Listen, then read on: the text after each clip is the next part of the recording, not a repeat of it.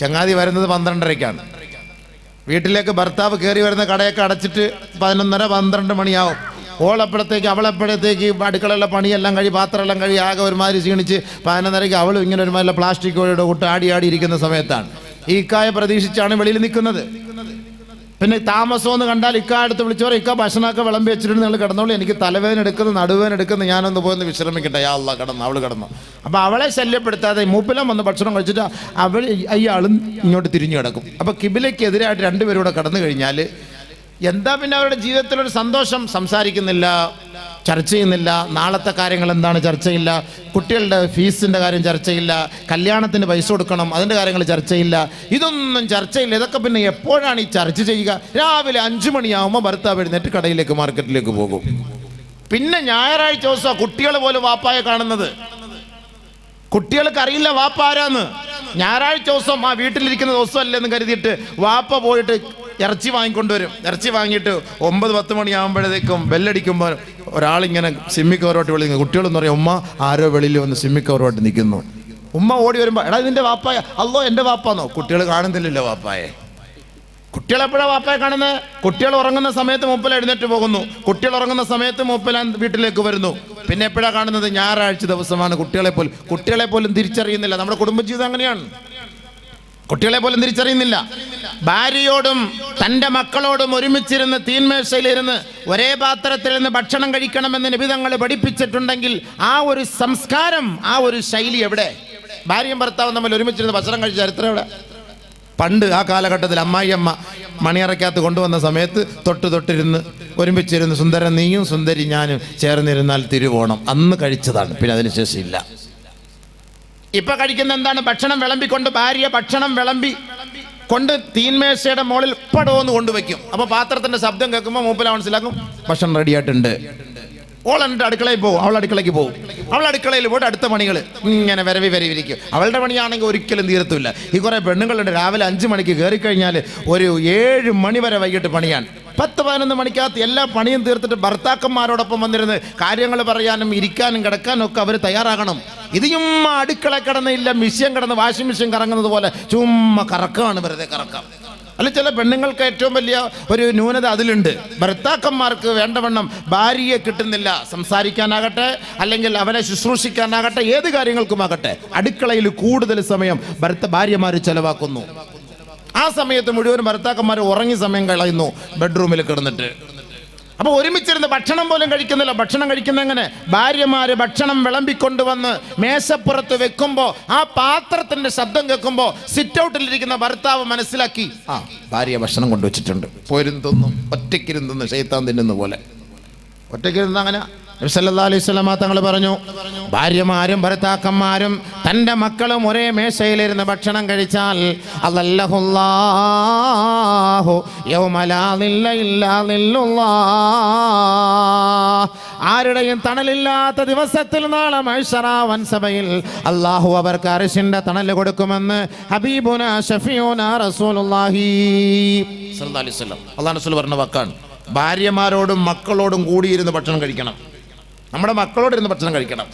നമ്മുടെ ഇന്നത്തെ കുട്ടികളെന്ന് പറഞ്ഞു കഴിഞ്ഞാൽ ഭക്ഷണം കഴിക്കൂല. ഇന്നത്തെ പെൺകുട്ടികൾ ഒട്ടും സ്ലിം ആവാൻ വേണ്ടി ഇരിക്കുകയാണ്. സ്ലിം എന്നാൽ പിന്നെ ഇവളെയൊക്കെ എല്ലാം മറ്റേ മെഷീനകത്ത് കയറ്റിയെടുത്തിട്ടുള്ള ഷവർമ അരിയുന്ന പോലെ അരിഞ്ഞു കളഞ്ഞാൽ പോരെ, സ്ലിം ആയിക്കോളല്ലോ പെട്ടെന്ന്. ഭക്ഷണം കഴിക്കൂല ഈ പെണ്ണുങ്ങൾ, ഈ കുട്ടികൾ. എന്നിട്ട് തലകറക്കം, ആസ്മയുടെ അസുഖം, വയറ്റുവേദന, നടുവേദന. ഈ തള്ളമാരും പെൺകുട്ടികൾക്ക് ഭക്ഷണം കൊടുക്കൂല. അവൾ വണ്ണം വെക്കും എന്ന് പ്രസവിക്കാനുള്ള പെണ്ണ പറഞ്ഞ് മനസ്സിലാക്കി കൊടുക്കണം. കുടുംബജീവിതം നയിക്കാനുള്ള പെണ്ണാണ്. ഇപ്പൊ കഴിക്കുന്ന ഭക്ഷണമേ പിന്നീട് അതുകൊണ്ട് ഗുണമുണ്ടാവുകയുള്ളൂ. പിന്നീട് കുറെ ചമ്പൊക്കെ ചാടിയിട്ട് പിന്നെ കുറെ കോഴിക്കാലും അൽഫാമും ഷവർമായും ഒക്കെ തിന്നു കഴിഞ്ഞാൽ ഒന്നാമതേ കോഴി ഇറച്ചി ഇന്ന് കോഴിയുടെ സ്വഭാവം തന്നെയാണ്. നമ്മുടെ പെണ്ണുങ്ങൾക്കും ആണുങ്ങൾക്കും അല്ല, അങ്ങോട്ട് തിരിച്ചിട്ട് അങ്ങോട്ട് കിടക്കും, ഇങ്ങോട്ട് എടുത്തിട്ട് ഇങ്ങനെ കിടക്കും. പണ്ടൊക്കെ ഒരു കോഴി ഇറക്കണമെങ്കിൽ നമ്മൾ കൈയും കാലൊക്കെ പിടിച്ച് കെട്ടി വെള്ളമൊക്കെ കൊടുത്ത് എന്ത് ത്യാഗം അറുത്തിട്ടാലും പടപടപട കടന്നോടും. ഇന്നത്തെ സാധനം ഏതെങ്കിലും പ്ലാസ്റ്റിക് കോഴി കെട്ടിയ ചരിത്രം ഉണ്ടോ? അള്ളാഹുവേ, അതെടുത്ത് അവിടെ വെച്ചാൽ അവിടെ ഇരുന്നോളാം, അസർ വരെ അനങ്ങി പോരെന്ന് പറഞ്ഞാൽ അസർ വരെ അവിടെ ഇരുന്നോളാം സാധനം. ഇത് തിന്ന കുട്ടികളാണ് നമ്മുടെ കുട്ടികൾ. ഈ ബൊമ്മട്ടയുടെ കൂട്ടിരിക്കുന്ന സാധനങ്ങൾ ഇങ്ങോട്ട് എടുത്ത് വെച്ചാൽ അങ്ങനെ ഇരിക്കും, ഇങ്ങോട്ട് എടുത്ത് വെച്ചാൽ ഇങ്ങനെ ഇരിക്കും. ഒരു കാശിന് ഇവനെ കൊണ്ടുകൊള്ളുമല്ല സംഭവം. അങ്ങനത്തെ സാധനങ്ങളാണ്. അതുകൊണ്ട് കുട്ടികളെ ഒരേപോലെ ഇരുത്തി നമ്മൾ ഭക്ഷണം കഴിപ്പിക്കണം. വാപ്പാണ് പഠിപ്പിച്ചു കൊടുക്കണം. നമ്മളെ നീ കഴിക്ക്, കുറച്ചുകൂടെ കഴിക്ക്. വാപ്പ കുറച്ച് കയ്യിലൊക്കെ ഇട്ട് കുഴച്ചങ്ങോട്ട് ഇട്ട് കൊടുക്കണം. ഭാര്യയ്ക്കും അങ്ങോട്ട് ഇട്ട് കൊടുക്കണം. ഭാര്യ തിന്നോ സംഭവം കുഴച്ചത്, വാപ്പ ഭർത്താവ് കുഴച്ചിട്ട് കൊടുത്ത് നോക്കുന്ന. ഇതൊരു കുടുംബജീവിതം പറയുമ്പോൾ ഇതൊക്കെ മനസ്സിലാക്കാതെ ഹദീസ് ഓതി തരാം. അപ്പം ഇന്നത്തെ ഭക്ഷണ ശൈലി, ഇന്നത്തെ ഇരുത്തം എന്ന് പറഞ്ഞു കഴിഞ്ഞാൽ ഇങ്ങനെ പടവൊന്ന് കൊണ്ടുവന്ന് വെക്കുന്നു. ഭർത്താവ് ഒന്നൊറ്റയ്ക്കിരുന്ന് കഴിക്കുന്നു, ഭാര്യ അടുക്കളയിലാണ്. അടുക്കളയിൽ നിൽക്കുന്ന ഭാര്യ എങ്ങനെയാണ് ഭർത്താവ് ഭക്ഷണം കഴിച്ചു കഴിഞ്ഞു എന്നറിയുന്നത്? എങ്ങനെയാണ് അറിയാൻ കഴിയുക? വാഷ് ബേസിനിൽ പോയിട്ട് കൈ കഴുകുമ്പോൾ ഇങ്ങനെ ഹാഹെന്ന് കാർക്കിച്ച് തുപ്പുന്ന സൗണ്ട് കേൾക്കുമ്പോൾ ഓള് മനസ്സിലാക്കി ആ ഭണ്ഡാരം തിന്നു കഴിഞ്ഞ് പോയി ഇനി പാത്രം എടുത്തുകൊണ്ട് വരാം. അല്ലാ, അങ്ങനെ പോയിട്ട് പാത്രം എടുത്തുകൊണ്ട് വരും. അല്ലാണ്ട് ഭാര്യയും ഭർത്താവ് ഒരുമിച്ചിരുന്ന് അവിടെ ഭക്ഷണം കഴിക്കുക. നബിയുനാ റസൂലുള്ളാഹി തങ്ങൾ സഅദ് ഇബ്നു അബീ വഖാസിനോട് പറയുകയുണ്ടായി, യാ സഅദു യാ സഅദേ ഇന്നക ലൻ തുൻഫിഖ നഫഖതൻ മിമ്മ ബതഗാ ബിഹാ വജ്ഹ അല്ലാഹ് ഇല്ലാ ഉജിർത അലൈഹാ. നീ നിന്റെ ഭാര്യയ്ക്ക് ചെയ്യുന്ന ഏത് നന്മകളാകട്ടെ സദഖകളാകട്ടെ സഅദേ, അതിൻ്റെ പേരിൽ അല്ലാഹു നിനക്ക് കൂലി നൽകാതിരിക്കുകയില്ല. എത്രത്തോളം എന്ന് വെച്ചാൽ ഹബീബുനാ റസൂലുള്ളാഹി തങ്ങൾ പറയുകയാണ്, ഹത്താ നീ നിന്റെ ഭാര്യയുടെ വായിൽ ഒരു പിടി ഭക്ഷണം വാരി വെച്ച് കൊടുക്കുന്നതിന് പോലും സഅദേ നിനക്ക് അല്ലാഹുവിന്റെ ഭാഗത്ത് നിന്ന് കൂലി ലഭിക്കുമെന്ന് ലോകത്തിന്റെ മുത്ത് മുഹമ്മദ് മുസ്തഫ സല്ലല്ലാഹു അലൈഹി വസല്ലം. എത്ര വലിയ ഭാഗ്യം! ഭർത്താവ് വായിൽ വെച്ചു കൊടുക്കണം ഭാര്യയുടെ, തിരിച്ചിങ്ങോട്ടും വെച്ചു കൊടുക്കണം. നടക്കുവോ? അതൊക്കെ പണ്ട് നടക്കുമായിരുന്നു ഉസ്താദ്, ഇപ്പം അത് നടക്കൂല. കുട്ടികളെ കാണാൻ പാടില്ല. ഇന്നത്തെ കാലത്തെ കുട്ടികൾ കണ്ടാൽ അവൻ പിന്നെ നാളെ സ്കൂളിൽ പോയിട്ട് വേക്ക പെണ്ണുങ്ങൾക്ക് വെച്ചു കൊടുക്കാൻ പോകും വായിക്കാത്ത. എൻ്റെ വാപ്പ ഇന്നലെ എന്നെ കാണിച്ചു തന്നായിരിക്കും. സുന്നത്തല്ലേ, വാപ്പ ചെയ്ത് മക്കൾ ചെയ്യണമല്ലോ. അതേപോലെ അതുകൊണ്ട് അത് സൂക്ഷിക്കണം. ഇന്നത്തെ കാലത്തെ സാധനങ്ങളൊക്കെ വൈറസ് പിടിച്ച സാധനങ്ങളാണ്, സൂക്ഷിക്കണം. റൂമിൽ തന്നെ കിടത്താൻ പാടില്ല ഒരുമിച്ച്. വാപ്പാടെ ഉമ്മാടെ റൂമിൽ കിടത്താൻ പാടില്ലല്ലോ. അത് ഈ ഖുർആനല്ലേ. യാ അയ്യുഹല്ലദീന ആമനൂ ലിയസ്തഅദിൻകുമുല്ലദീന മലകത് അയ്മാനുകും വല്ലദീന ലം യബ്ലുഗുൽ ഹുൽമ മിൻകും സലാസ മറാത്ത് മിൻ ഖബ്ലി സ്വലാത്തിൽ ഫജ്ർ വഹീന തളഊന സിയാബകും മിനൽ ലഹീറ വമിൻ ബഅദി സ്വലാത്തിൽ ഇശാ സലാസു ഔറാത്തിൻ ലക്കും. 3 ഔറത്തിന്റെ സമയം അല്ലാഹു നമ്മളെ അറിയിക്കുകയാണ്. സത്യവിശ്വാസികളെ, സത്യവിശ്വാസിനികളെ, നിങ്ങൾ നിങ്ങളുടെ കുട്ടികളെ നിങ്ങളുടെ ബെഡ്റൂമിൽ നിന്ന്, പ്രൈവറ്റ് മുറിയിൽ നിന്ന് മാറ്റിക്കിടത്തണം. നിങ്ങളുടെ മുറിയിലേക്ക് നിങ്ങളുടെ കുട്ടികൾ പ്രവേശിക്കണമെങ്കിൽ മാതാപിതാക്കളെ നിങ്ങളുടെ അനുവാദം ആവശ്യമാണ്. 3 സന്ദർഭങ്ങളിൽ നിങ്ങളത് ശ്രദ്ധിക്കണേ. പരിശുദ്ധമായ ഖുർആനാണ്. ഒന്ന് മിൻ ഖബ്ലി സ്വലാത്തിൽ ഫജ്ർ, സുബഹിക്ക് മുമ്പുള്ള സമയം. മാതാപിതാക്കളുടെ ഔറത്തുകൾ മാറിക്കിടക്കാൻ സാധ്യതയുള്ള സമയമാണ്. ആ സമയത്ത് വകതിരിവില്ലാത്ത കുട്ടികൾ പോലും നിങ്ങളുടെ ബെഡ്റൂമിലേക്ക് കടന്നു വരുന്ന സമയത്ത് മാതാവിൻ്റെയോ പിതാവിൻ്റെയോ ഉപ്പയുടെയോ ഉമ്മയുടെയോ ഔറത്ത് തുറന്നു കിടന്നാൽ 3, 4, 5 വയസ്സായ കുട്ടികൾക്ക് പോലും അത് മനസ്സിലാക്കാൻ കഴിയും, അതറിയാൻ പറ്റും. എൻ്റെ വാപ്പിച്ച അണ്ടർവെയർ ഇട്ടുകൊണ്ട് ഇന്നലെ കിടന്ന് അയ്യേ എൻ്റെ വാപ്പിച്ചയുടെ കണ്ടെന്ന് പറഞ്ഞു. കുട്ടികൾ നാളെ എവിടെ ചർച്ച ചെയ്യുന്നറിയോ? സ്കൂളിൽ പോയിട്ട് ചർച്ച ചെയ്യും. ഖുർആൻ പറഞ്ഞ വാക്കാണ്, ഖുർആൻ വെറുതെ പറയില്ലല്ലോ. അതുകൊണ്ട് ബെഡ്റൂം പൂട്ടിയിടുക, ലോക്ക് ചെയ്യുക. കുട്ടികൾ വന്ന് രാവിലെ മൂത്രമൊഴിക്കാൻ വേണ്ടിയിട്ട് എങ്ങോട്ടാണ് കുട്ടികൾ വരിക?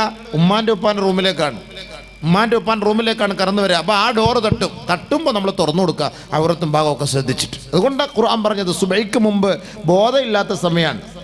അതുകൊണ്ടാണല്ലോ സുബഹി നമുക്ക് ഖളായി പോകുന്നത്. കൂടുതൽ ഉറക്കം വരുന്ന സമയം സുബഹിക്ക് മുമ്പുള്ള സമയമാണ്. അതേപോലെയാണ് ഈ ആക്സിഡൻ്റ് ഒക്കെ സംഭവിക്കുന്നത്. രാവിലെ ഉറക്കം ഒഴിക്കും, വണ്ടി ഇങ്ങനെ ഓടിച്ച് രാവിലെ ആകുമ്പോഴേ ഉറക്കം വരിക.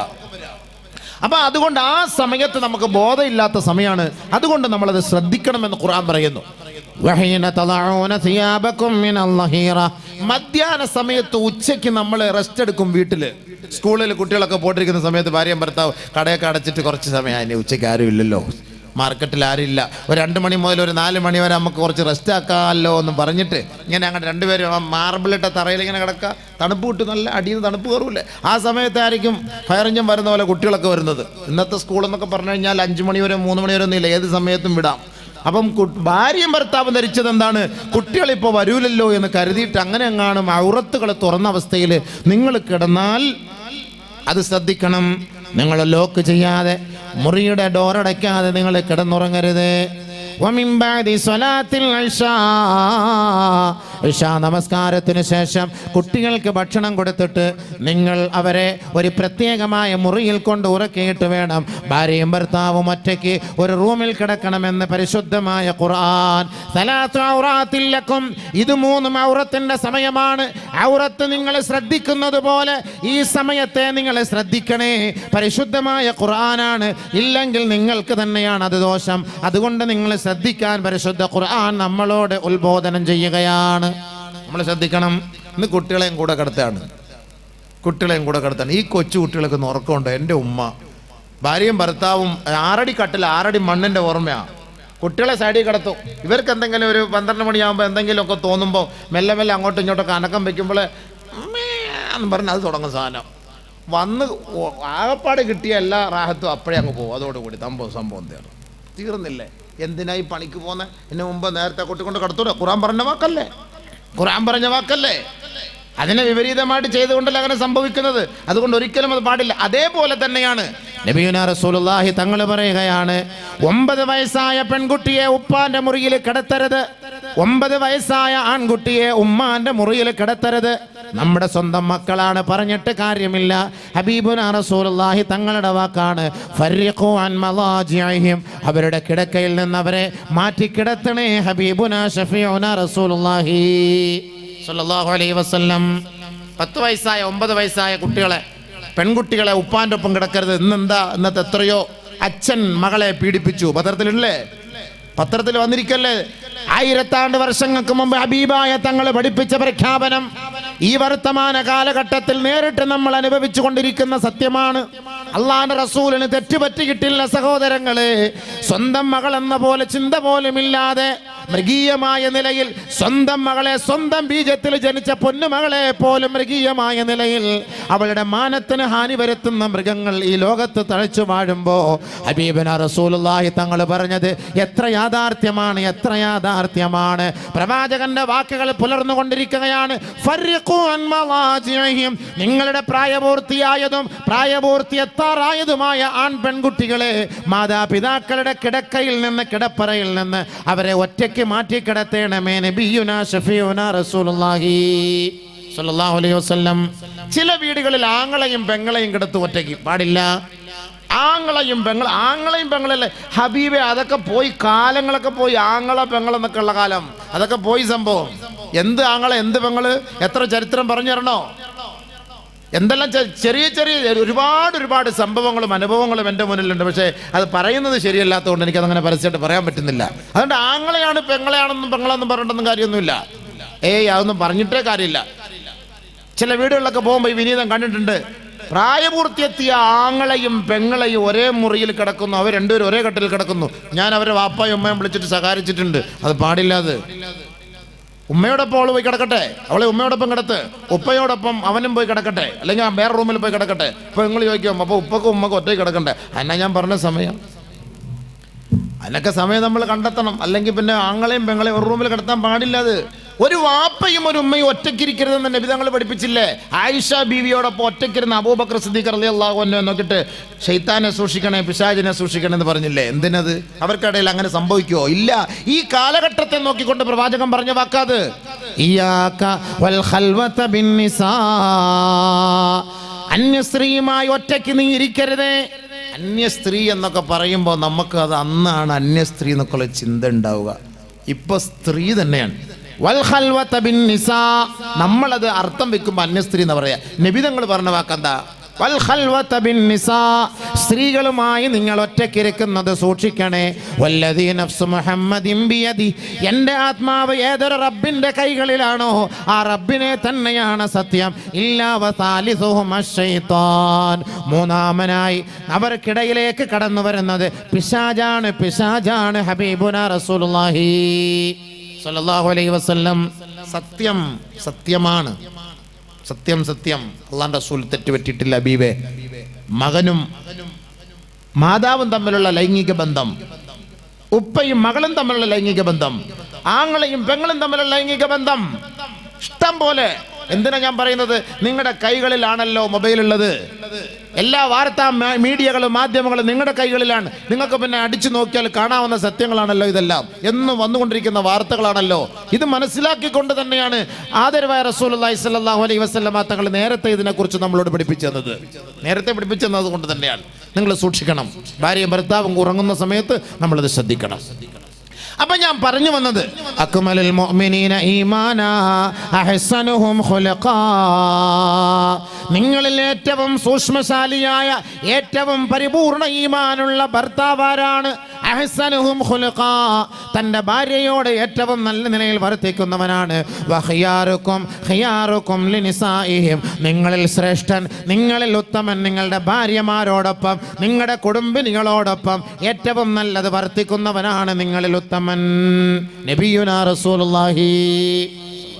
നമ്മുടെ ഭാര്യയോടൊപ്പം നല്ല നിലയിൽ ആരാണോ വർത്തിക്കുന്നത് അവനാണ് ഉത്തമൻ എന്നാണ് നബി തങ്ങൾ പഠിപ്പിച്ചത്. അതല്ലാതെ വലിയൊരു ശേഖനെ നോക്കിയിട്ടല്ല, വലിയൊരു ഉസ്താദിനെ നോക്കിയിട്ടല്ല. തൻ്റെ ഭാര്യയോടൊപ്പം നല്ല നിലയിൽ പ്രവർത്തിക്കുന്നവനാണ് ഉത്തമനായ മനുഷ്യൻ. അക്മലുൽ മുഅ്മിനീന ഈമാന, ഈമാൻ പരിപൂർണമായവൻ, വിശ്വാസം പൂർണ്ണതയിലെത്തിയവൻ തൻ്റെ ഭാര്യയോടൊപ്പം നല്ല നിലയിൽ വർത്തിക്കുന്നവനാണ്. അപ്പൊ അതിന്റെ അർത്ഥം എന്താ? അത് ഇച്ചിരി ബുദ്ധിമുട്ടുള്ള കാര്യമാണ് എന്നാണ് അതിന്റെ അർത്ഥം. ഇല്ലേ ഉസ്താദേ? അത് ഇച്ചിരി ബുദ്ധിമുട്ടുള്ള കാര്യമാണ്. അല്ലെങ്കിൽ നബിതങ്ങൾ അങ്ങനെ പറയേണ്ട കാര്യമില്ലല്ലോ. തൻ്റെ ഭാര്യയോടൊപ്പം നല്ല നിലയിൽ വർത്തിക്കുന്നവനാണ് മുഅ്മിനായവൻ എന്ന് നബിതങ്ങൾ പഠിപ്പിക്കുമ്പോൾ അത് ഇത്തിരി ഇടങ്ങേറുള്ള വിഷയമാണെന്ന് മനസ്സിലായി. അതുകൊണ്ട് തന്നെ നബിതങ്ങൾ അങ്ങനെ പറഞ്ഞത്. അതിന് ബഹുമാനപ്പെട്ട ഉലമാക്കൾ വിശദീകരണം നൽകുകയാണ്. ലൈസ ഹുസ്നുൽ ഖുൽഖി കഫുൽ അദാ അൻഹാ ബൽ ഇഹ്തിമാലുൽ അദാ മിൻഹാ. ഹുസ്നുൽ ഖുൽഖ്, സൽസ്വഭാവം എന്ന് പറഞ്ഞാൽ തൻ്റെ ഭാര്യയ്ക്ക് ഭക്ഷണം കൊടുക്കലല്ല, ചെലവിന് കൊടുക്കലല്ല, വീട് വെച്ച് കൊടുക്കലല്ല. പിന്നെന്താ? ഇതിൽ കൊള്ളുന്നോണോ? അവൾക്ക് കൃത്യസമയത്ത് ബാങ്കിൽ പണം വരുന്നുണ്ട്, അവൾക്ക് നല്ല വീടുണ്ട്, AC ഉണ്ടെന്ന് പറഞ്ഞാൽ AC വെച്ച് കൊടുത്തിട്ടുണ്ട്, അവൾക്ക് വണ്ടി വെച്ചിട്ടുണ്ട്, വണ്ടിയോടൊപ്പം ഒരു ഹൗസ് ഡ്രൈവറേയും വെച്ച് കൊടുത്തിട്ടുണ്ട്. പിന്നെ ഒന്നും വേണ്ടല്ലോ, എൻ്റെ ആവശ്യം ഇല്ലല്ലോ. പിന്നെ അതുവരെ വെച്ച് കൊടുത്തിരിക്കുകയാണ്. അങ്ങനെയല്ല പെണ്ണുങ്ങളോട് അങ്ങനെയല്ല കഴിയേണ്ടത്. പിന്നെ എങ്ങനെയാണ്?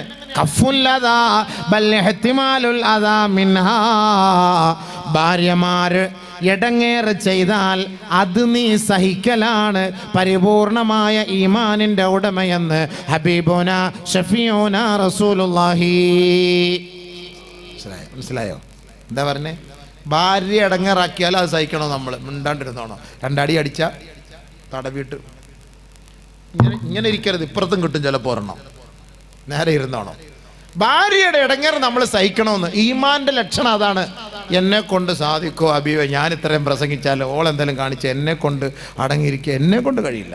സംഭവം ശരിയല്ല. ഈമാനൊക്കെ സംഭവം ശരി തന്നെയാണ്. സ്ഥാനം പറ്റുമോ? നടക്കുന്ന ആരെയാണോ? എന്തായിരിക്കും? അല്ലേ പ്രസിഡന്റ്? അല്ലേ ബുദ്ധിമുട്ടല്ലേ? എന്തെങ്കിലുമൊക്കെ ദേഷ്യപ്പെടുമ്പോൾ നമ്മളെന്തെങ്കിലും പറഞ്ഞു പോകൂലേ? ചിലപ്പോൾ അടിയും കൊടുത്തെന്ന് വരാം. നബി സല്ലല്ലാഹു അലൈഹി വസല്ലമ തങ്ങൾക്കിടയിൽ ഭാര്യമാർക്കിടയിൽ പ്രശ്നങ്ങൾ ഉണ്ടായിട്ടുണ്ടല്ലോ. വദഫഅത ആയിഷ റളിയല്ലാഹു തആല അൻഹാ ഫീ സദ്രി റസൂലില്ലാഹി സ്വല്ലല്ലാഹു അലൈഹി വസല്ലം. ഒരിക്കൽ ആയിഷ ബീവി നബി തങ്ങളുടെ നെഞ്ചിൽ ഒരു ഇടി, ഒരു കുത്തു വെച്ചു കൊടുത്തു. ഫസബറത്ഹാ ഉമ്മുഹാ, തന്റെ ഉമ്മ അടുത്തിരിപ്പുണ്ട്, ഉമ്മ റഹ്മാൻ അടുത്തിരിപ്പുണ്ട്. ഫസബറത്ഹാ ഉമ്മുഹാ, ശകാരിച്ചു. നീ ആരെ അടിച്ചത്? എടി പെണ്ണെ, നീ ആരെ അടിച്ചത്? അമ്മായി അമ്മ അടുത്തിരുന്നിട്ട് പറയാണ് നബിതങ്ങളെ അടിച്ചവള് വെറുതെ കേട്ടോ, ഒരു ചുമ്മാ ഒരു കുത്ത് അങ്ങനെയൊക്കെ ഉണ്ടല്ലോ, അല്ലാതെ ഞാൻ കൊൻഫോലെ ഇടിയൊന്നും അല്ല അടിച്ചത്. ചുമ്മാ വെറുതെ ഭാര്യ ഭർത്താക്കന്മാർ അങ്ങോട്ട് ഇങ്ങോട്ട് എന്തെങ്കിലുമൊക്കെ ദേഷ്യപ്പെടുമ്പം ഇങ്ങനെ ഒരു തോണ്ടൽ ഇങ്ങനെ കൊടുക്കൂലേ? സംഭവം സ്വാഭാവികമായിട്ടുള്ള അല്ല. ദേഷ്യം അത് ആ ദേഷ്യം വരുന്ന സമയത്ത് ആ ശൈത്താൻ്റെ ഒരു പണിയാണത്. അതല്ലാതെ ഇടിച്ച് കൊല്ലണമെന്നുള്ള നിയത്തിലല്ല. വടിയായി പോയാൽ പിന്നെ എനിക്കാരാ ഉള്ളത്?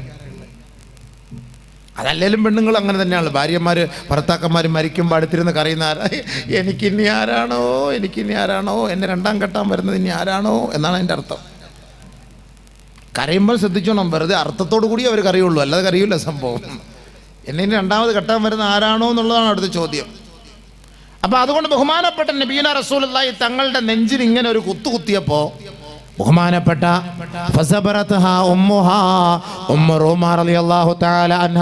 ആയിഷ ബീവിയുടെ മാതാവ് ദേഷ്യപ്പെട്ടു, മോളെ ആരോടാണ് നീ വർത്തിക്കുന്നത്?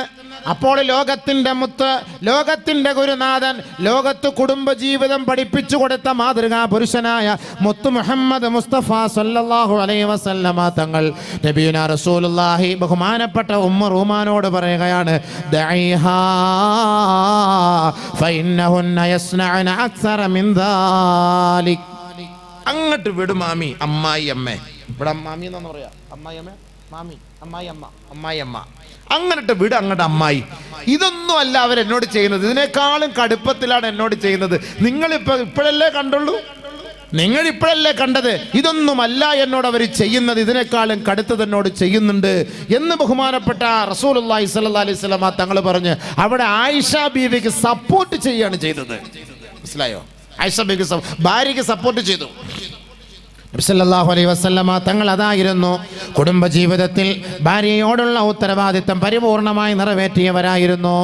മഹദിയായ ആയിഷ റളിയല്ലാഹു തആല അൻഹ ഇടയ്ക്കിടയ്ക്ക് ദേഷ്യം വരുമ്പോൾ അല്ലാഹുവിന്റെ റസൂലിന്റെ മുഖത്ത് നോക്കി പറയുമായിരുന്നു, ഹബീബായ തങ്ങളുടെ മുഖത്ത് നോക്കിയിട്ട് ദേഷ്യം വരുമ്പോൾ പറയും, അന്നക തസ്അമു അന്നക റസൂലുള്ളാഹ്. ഓ, നിങ്ങൾക്കൊരു ധാരണ ഉണ്ട് കേട്ടോ, നിങ്ങൾ വലിയ റസൂലാണെന്നൊരു ധാരണ ഉണ്ട് കേട്ടോ. നമ്മുടെ എങ്ങാനും മുഖത്ത് നോക്കിയിട്ട് പെണ്ണുങ്ങൾ പറഞ്ഞാലുണ്ട് അവളുടെ പല്ലും എല്ലാം കാണും വായിക്കാത്ത.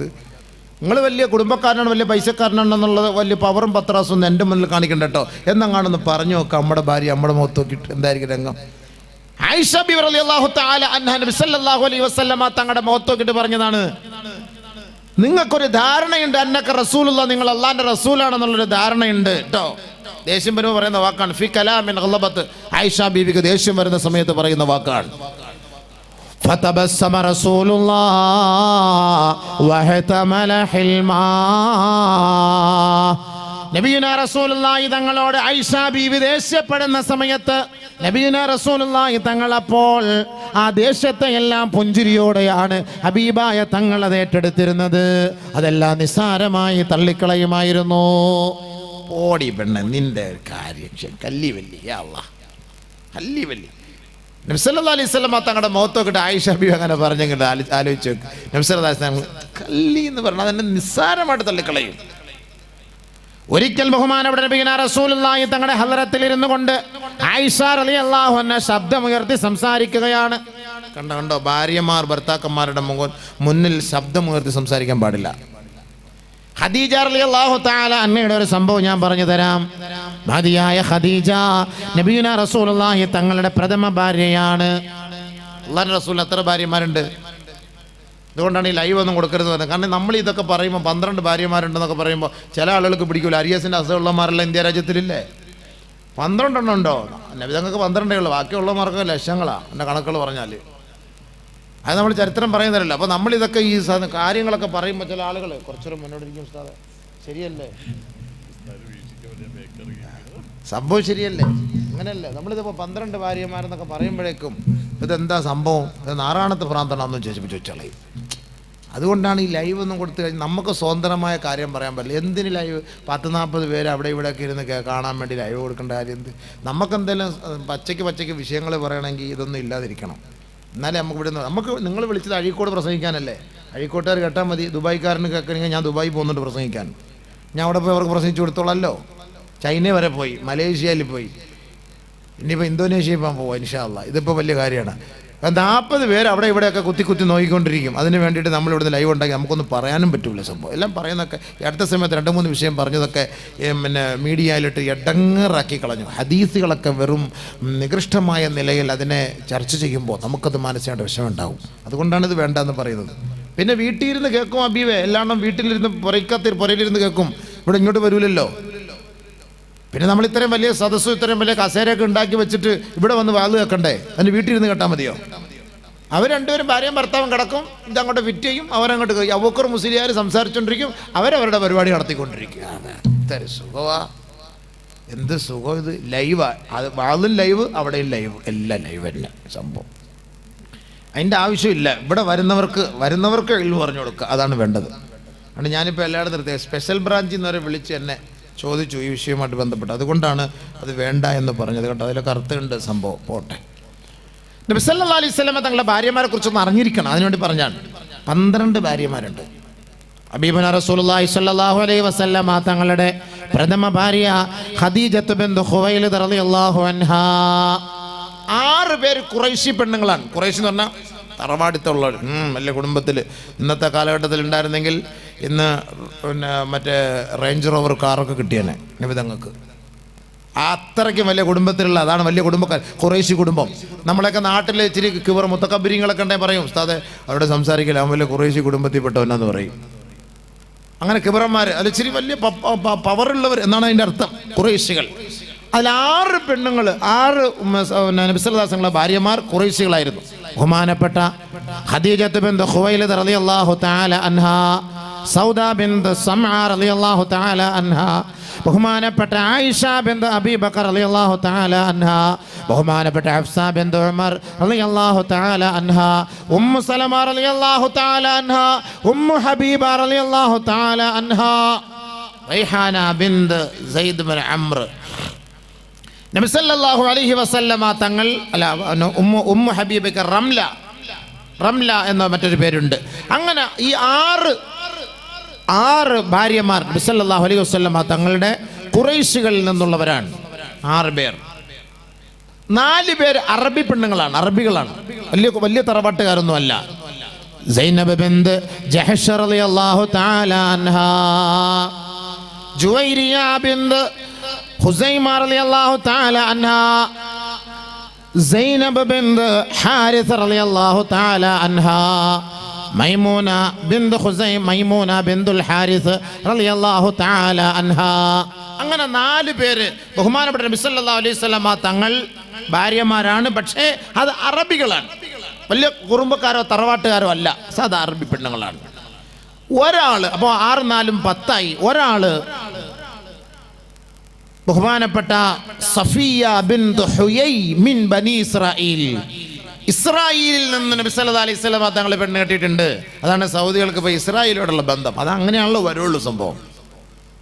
ഫലസ്തീനുമായിട്ട് ട്രംപ് പോയപ്പം യേശുക്രിസ്തുവായിട്ട് സൽമാൻ രാജാവ് മക്കയിലിരിപ്പുണ്ട്. സംഭവം മക്കയിലും കൊണ്ട് ഫിറ്റ് ചെയ്യാതിരുന്ന അള്ളാഹു കാത്ത് കൊള്ളാം. ഖിയാമത്ത് നാളിൽ അടയാളം വന്നു തുടങ്ങി, പാശ്ചാത്യവൽക്കരിക്കപ്പെടുകയാണ്. നഊദു ബില്ലാഹ്. എല്ലാവരും ദുആ ചെയ്യണം, കാര്യമായിട്ട് കേട്ടോ, കാര്യമായിട്ട് ദുആ ചെയ്യണം. അള്ളാഹു കാത്തുരക്ഷിക്കുമാറാകട്ടെ. എന്തുമാകട്ടെ, ബഹുമാനമുള്ള സഹോദരങ്ങളെ, സഫിയ ബിൻത് ഹുയൈ റളിയല്ലാഹു തആല അൻഹാ മിൻ ബനി ഇസ്രായീൽ, ബനു ഇസ്രായേലിൽ നിന്ന് സഫിയ റളിയല്ലാഹു തആല നബി സല്ലല്ലാഹു അലൈഹി വസല്ലം തങ്ങളുടെ ആയിഷ റളിയല്ലാഹു തആല ജൂതപ്പെണ്ണാണ്, ജൂതവർഗത്തിൽപ്പെട്ടതാണല്ലോ.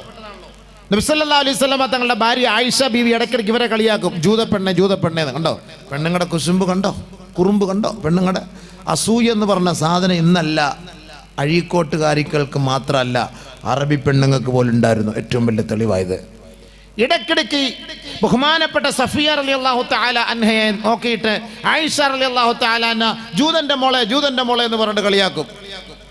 അങ്ങനെ കളിയാക്കുമ്പോൾ മഹദിയായ സഫിയ റളിയല്ലാഹു അൻഹ നബിയുനാ റസൂലുള്ളാഹി തങ്ങളുടെ ഹളറത്തിലേക്ക് കടന്നു വന്ന് ആ പരാതി ബോധിപ്പിക്കുകയാണ്.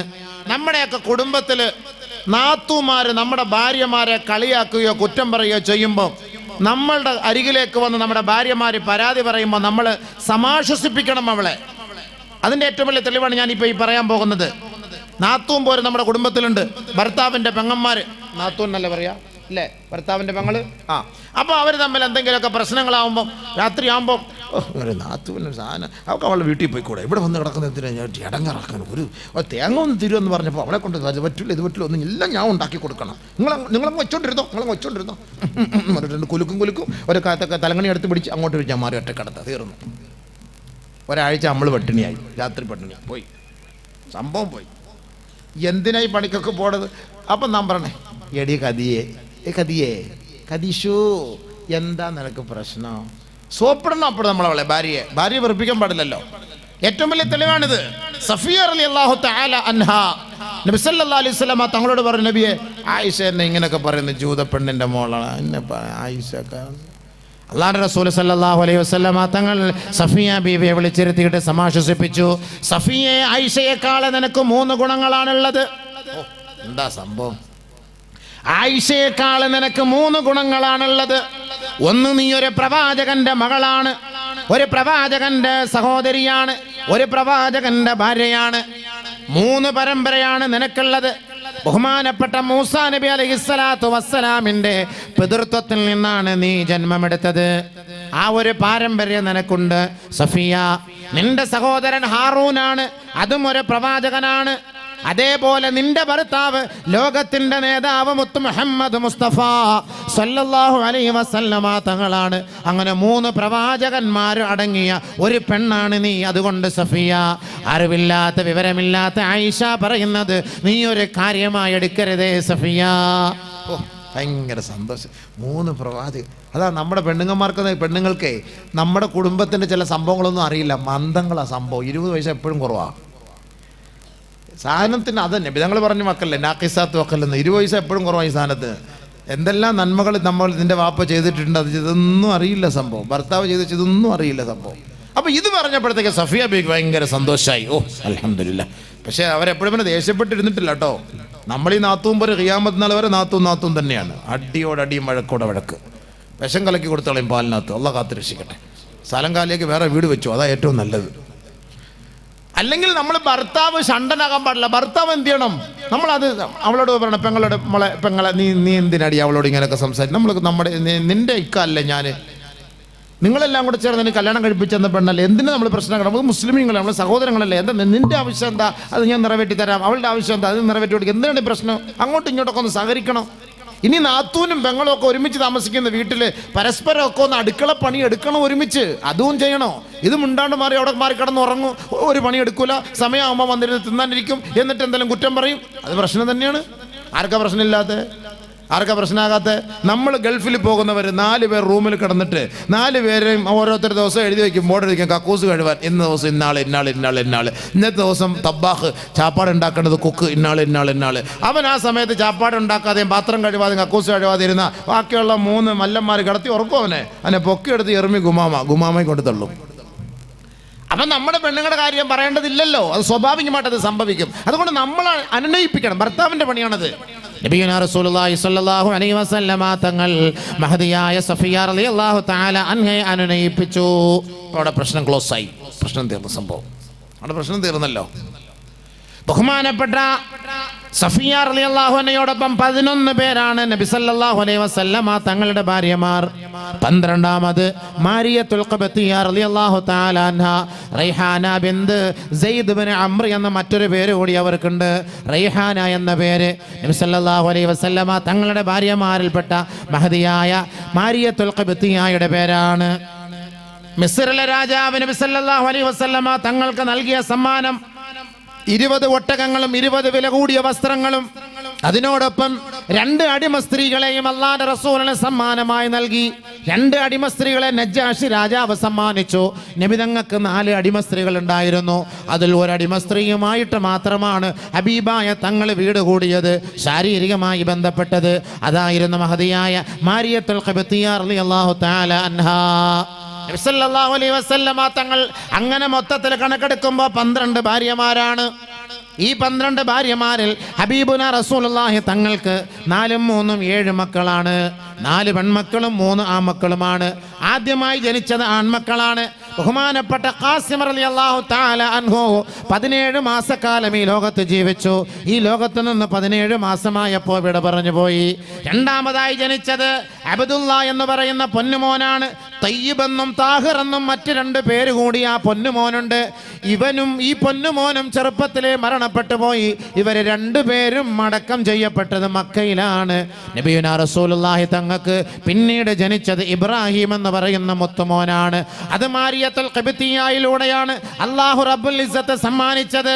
ഇബ്രാഹിം എന്ന് പറയുന്ന പൊന്നുമോൻ വെറും 70 ദിവസം മാത്രമാണ് ഈ ലോകത്ത് ജീവിച്ചത്.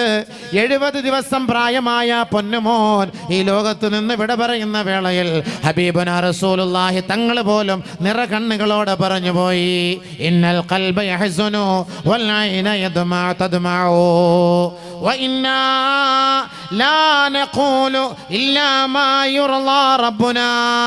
എൻ്റെ ഹൃദയം തുടിക്കുകയാണ് പൊന്നുമോനെ, എൻ്റെ ഹൃദയം വേദനിക്കുകയാണ് പൊന്നുമോനെ, എൻ്റെ കണ്ണ് ഈറനണിയുകയാണ് മുത്തേ. അള്ളാഹുവിന് നിരക്കാത്തതൊന്നും ഞാൻ പറയുകയില്ല. എൻ്റെ മകൻ്റെ വേർപാടിൽ എനിക്ക് വല്ലാത്ത ദുഃഖമാണ്. വഇന്നാ ബിഫറാഖിക യാ ഇബ്രാഹിം ലമഹ്സൂനൂൻ.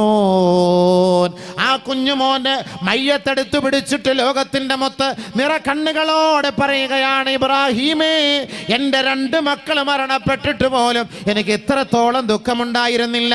ഞാൻ ഇങ്ങനെ ഒരു വാക്ക് പറഞ്ഞിട്ടില്ല. പക്ഷേ എൻ്റെ ഇബ്രാഹീം ലോകത്ത് നിന്ന് വിട പറഞ്ഞു പോയപ്പോൾ എൻ്റെ കണ്ണ് ഈറനണിയുകയാണ്.